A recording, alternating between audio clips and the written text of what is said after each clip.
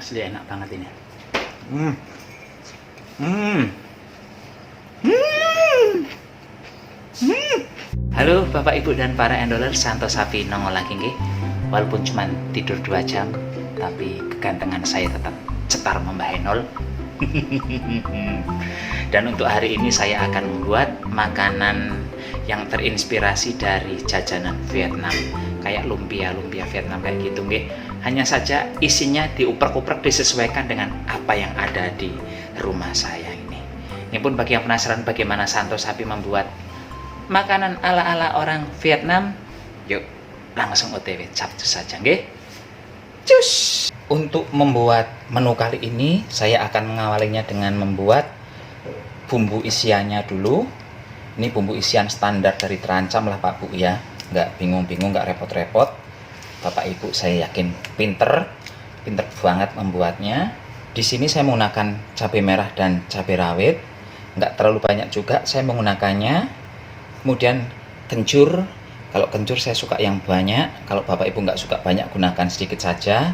Kemudian ada bawang putihnya 1 siung saja ini. Saya tambahkan garam, kemudian saya masukkan juga daun jeruk. Ini ulek lagi. Selanjutnya saya masukkan kelapa. Ini kelapa biasa saja, kelapa yang diparut tanpa dikukus dulu atau dibakar dulu, langsung dicampurkan. Saya yakin lah Bapak Ibu udah katam kalau bikin ginian. Saya tambahkan sedikit gula pasir di sini. Setelah tercampur rata, ini langsung kita sisihkan saja dulu. Dan sekarang saya akan menyiapkan sayurannya. Sayuran yang saya gunakan di sini ada daun kenikir. Ini langsung saya potong kasar saja nggih. Ini saya siapkan tadi malam.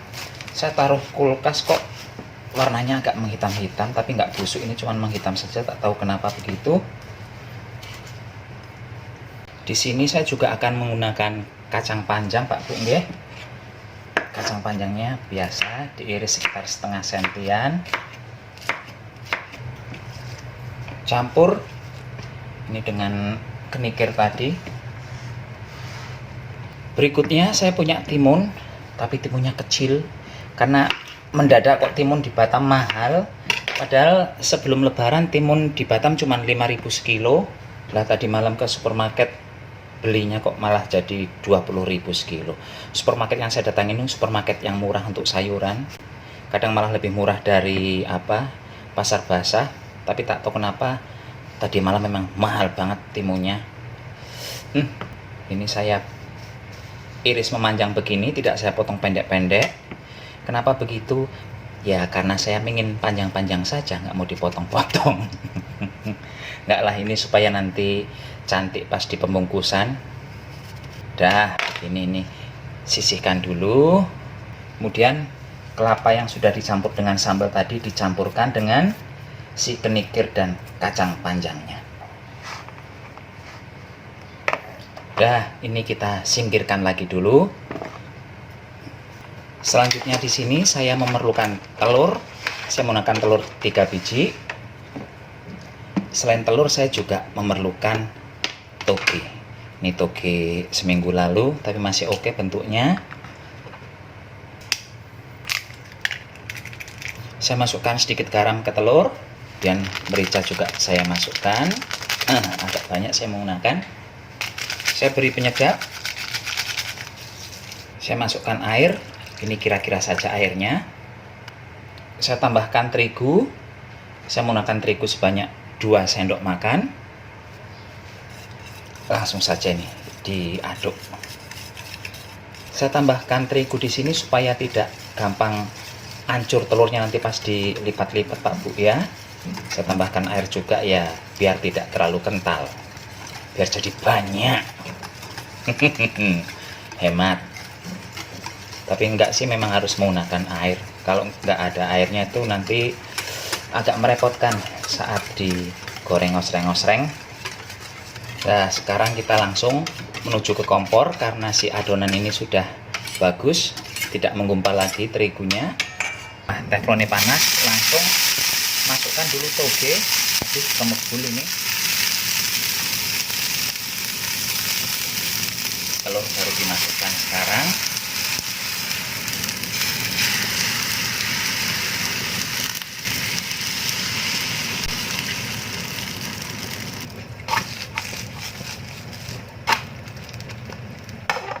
Setelah rampung gorengi telur, sekarang saya akan menggunakan rice paper, kertas nasi.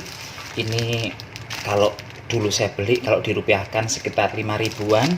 Namun kalau di Batam sendiri saya juga nggak ngerti ini belinya di mana. Dulu kebetulan pas ke Vietnam beli si rice paper ini. Nih, tipis-tipis kayak gini bentuknya Pak Bu. Dan ini memang dibuatnya dari nasi, dari tepung beras. Selanjutnya si tepung beras ini saya olesi dengan air.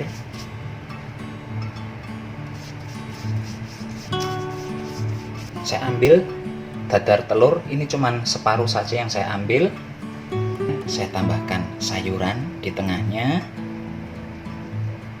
Berikutnya saya beri timun. Ini kepanjangan timunnya saya potong. Ini ilmu mengarang indah saya Pak Bu ya. Kemudian bagian tepinya saya lipat dulu bentar.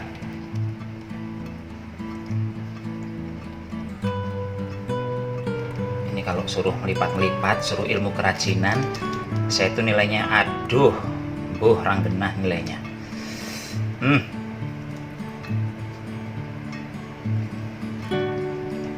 Nah, kurang lebih begini jadinya. Walaupun tahulah Bapak Ibu saya nggak pinter ngelipat-ngelipat, tapi intinya paham nggih.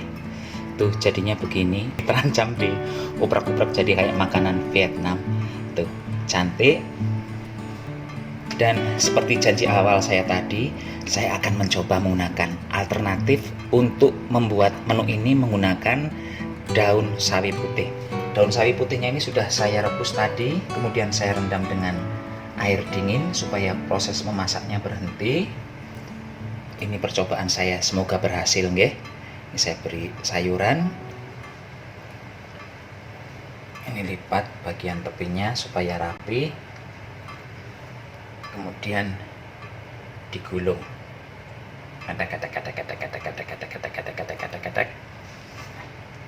Dah, jadinya begini Pak Bu.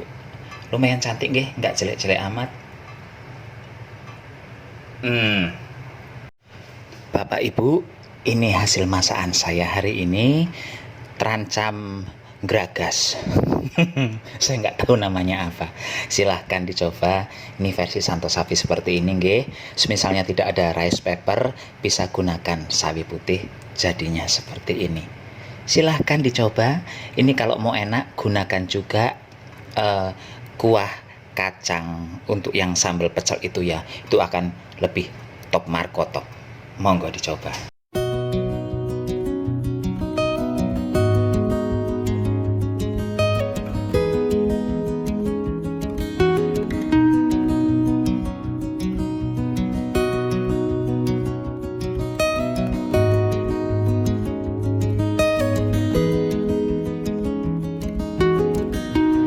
Dan mana tuh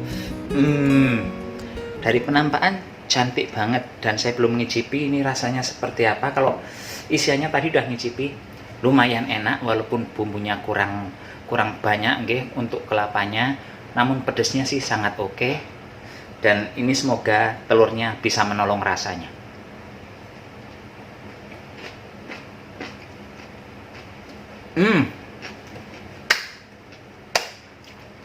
Enak banget, saya nggak bohong. Gurihnya dapat dari si telur, krenyes-krenyes dari si timun, dan pedesnya dari bumbu si terancam. TOPBGT enak. Semisal ada bumbu pecel di rumah, gunakan saja, jadi dicocol-cocolin kayak gitu nggih. Oh iya, kalau untuk yang versi Vietnam itu ada ininya, pepaya muda yang diserut-serut kayak gitu dimasukkan juga. Itu bakal lebih enak. Tidak harus dibuat terancam. Sayuran mentah yang lainnya kayak kemangi, kemudian selada itu dimasukkan saja. dikasih timun, kasih telur, dicocol-cocolin ke kuah kacang itu bakal pokoknya apa yang ada di rumah dimodifikasi Pak Bu nggih, digunakan saja. Ini pun Bapak Ibu, sekarang Santo Sapi mohon pamit dulu, sampai jumpa di video berikutnya. Tetap jaga kesehatan, gunakan masker kalau keluar rumah. Modifikasi. Cus.